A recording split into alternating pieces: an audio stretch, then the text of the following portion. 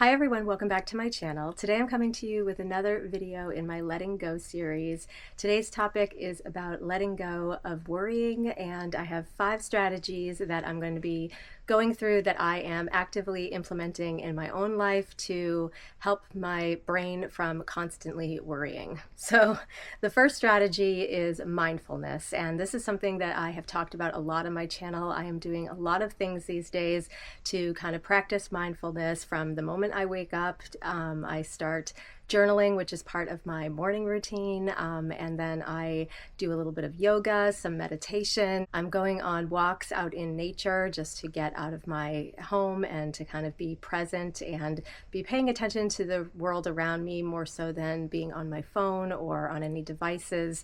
And same goes for when I am at home. I am trying to be more mindful about eating, even something as simple as like eating my meals when I'm home. I try to do it when I'm not on my devices, I'm not watching TV, and I'm just either sitting outside on my balcony or sitting inside just watching the outside or whatever it is that I happen to be doing, so I can enjoy my food and take a moment to mindfully eat my meal. The second strategy I have been implementing is something that I learned in a book I read earlier this year called The Let Them Theory from Mel Robbins, and that is just letting them. And I am really trying not to be as concerned with what people think about what I've said or what I've done or the actions I've taken. First of all, you can't go back in time and change what has happened, so ruminating over it is not a good thing. But also, it's important to be able to kind of let people be disappointed or let people be, upset or whatever it may be. As long as your actions that you've taken, you feel that you did the right thing or said the right thing, then you really shouldn't waste your time worrying about their reaction. Let them be how they're going to be. You can't change people. There are going to be people who like you. There are going to be people who dislike you. There are going to be people who take what you said wrong and almost like find a reason to take what you said wrong.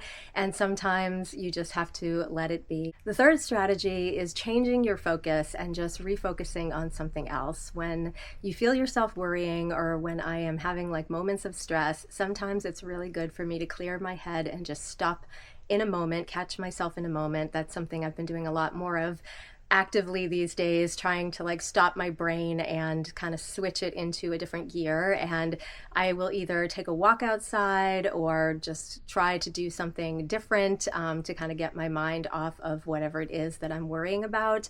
I can read, I can, like I said, take a walk outside, I can give someone a call, especially if it's something that I'm worried about with a particular person and I decide that I want to kind of clear the air or whatever it may be. I can always pick up the phone or send a message and kind of focus on it right in the moment. But changing your focus and kind of getting it out of your head one way or another, even journaling sometimes and getting whatever it is that's bothering you or making you worry out of your head, that is definitely another strategy you can use to deal with worrying.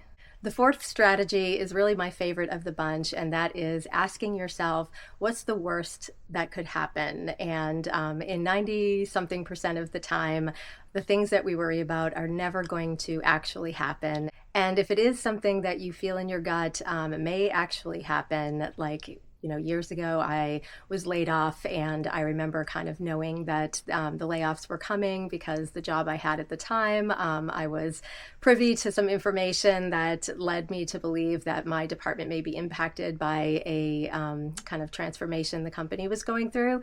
So I, kind of got myself prepared. So preparing for the worst case scenario is sort of the second half of, what's the worst case that could happen, and playing through how kind of likely it is that this thing is going to happen and being prepared. I think that is the best thing you can do. In my case, I was actively getting a certification in change management, and I decided to start proactively looking at change management consulting roles, and that was what I ended up doing when it did in fact happen. But yeah, your gut always kind of knows how likely something is to happen, and in 90-something% of the cases is it is not even going to happen. So worrying about it really does nothing. And the last strategy I have for dealing with worrying is talking about it, finding someone you can talk to and kind of voicing your concern. And I know for myself, my husband is always my sounding board. He is the rock in our relationship for sure. He is so calm and easygoing and not someone to worry. And I think since really early on in our relationship, like 28 years ago now, he was always that person who made me feel safe and always made me feel like everything was going to be okay. And so sometimes talking to that person in your life who's very rational and, calm is definitely something that is a good idea when it comes to dealing with worrying.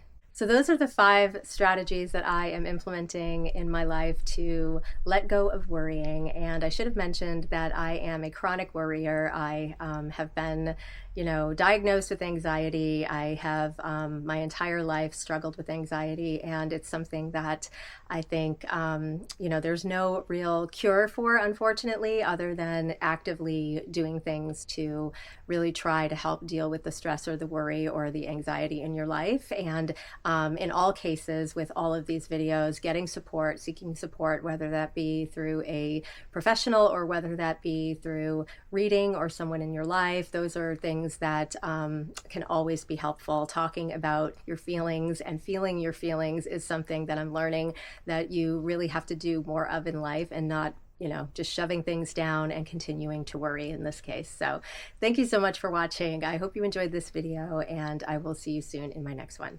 Have a great day.